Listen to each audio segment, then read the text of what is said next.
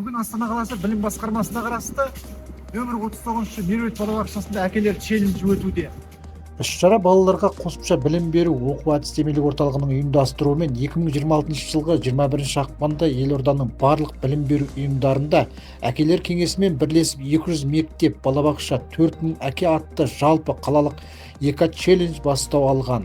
Біз бүгін нөмір 39-шы Меруерт балабақшасының ата-аналарымен тілдестік. Меня зовут Нурлан, я отец Илгаш Султана.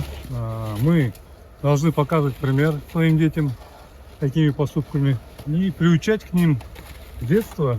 Мен Ақсу тобындағы Қарсыбек балауса әкесімін. Мынау істеп жатқанымыз бала-шағамызға үлгі.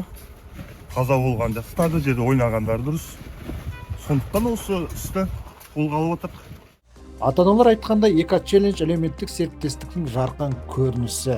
Астана қаласы білім айнасы Қуантай Амантайұлы, Ернұр Талғатұлы.